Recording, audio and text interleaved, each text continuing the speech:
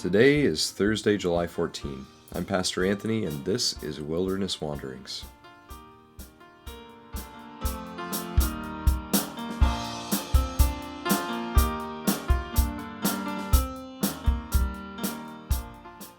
Today our text comes from Psalm 52. But before I read that, just an apology first off. Some of you may not have seen our podcast version or the text version of this devotion yesterday. We simply didn't quite get it published at the right time, and it was just an error in scheduling on our end. So apologies for that. If you're looking for yesterday's devotion, you should be able to find it now quite easily, either down below in the email where you saw this, or certainly on our regular podcast page. With that note aside, though, today our text is from Psalm 52. Let's read it together. The righteous will see and fear. They will laugh at you, saying, "Here now is the man who did not make God his stronghold, but trusted in his great wealth and grew strong by destroying others. But I am like an olive tree, flourishing in the house of God. I trust in God's unfailing love forever and ever." That's Psalm 52, verses 7 and 8. The question that this psalm raises is, where is your trust rooted? Is it in God, or is it in your ability to provide for yourself? The obvious answer is that our trust is rooted in God, of course, but I'm not sure it's always quite so simple. It takes a lot of introspection and questioning of our motives and heart before God and His Word, as found in passages like this, to begin to suss out where we really put the weight of our lives. The conversation on power and privilege that has sparked to life recently has a lot to say about these culturally invisible places that we perhaps unknowingly place our trust. Wealth, for instance, is a huge source of power and privilege for many who might be reading this.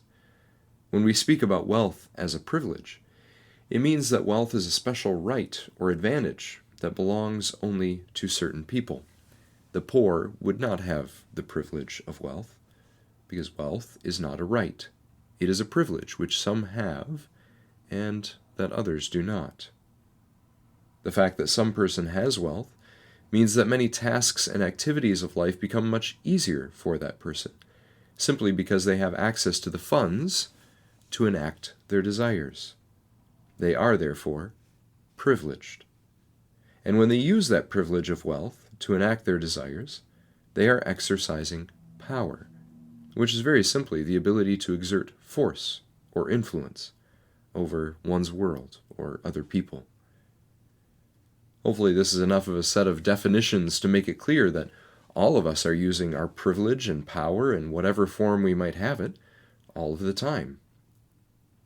But in case this wasn't enough definition, here's another example. I was privileged to grow up in an English-speaking context, making me a native speaker of the dominant global language, and enabling me, therefore, to enact my will and desires in the world much more easily than someone for whom English is a second language.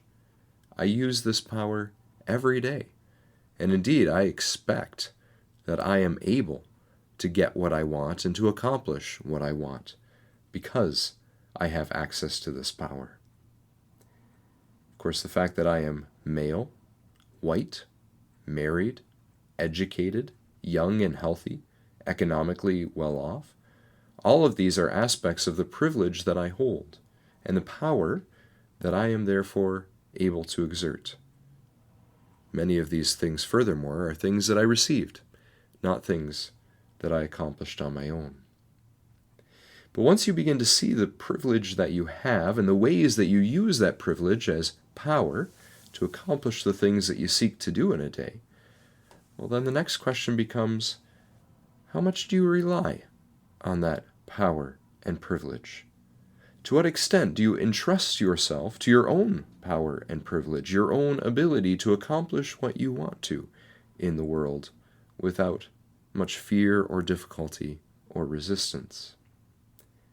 A good illustration might be the massive Rogers outage this past weekend. All of a sudden, many of us were unable to use the privileged power of communication or our wealth to influence the world around us to accomplish what we wanted to, including menial things like buying the groceries, because the phones had lost connectivity, the internet was out, and the Interact payment system was down. The privilege of our digital world was removed from us for a day, and we felt, well, powerless. So, the question, how much have we entrusted ourselves to the power of our smartphones and digital infrastructure? How much have we entrusted ourselves to our wealth, our other bits of power and privilege? The call of the Christian faith in Psalms is to place our trust firstly and firmly in the Lord, not in our great wealth, not in our ability to exert power.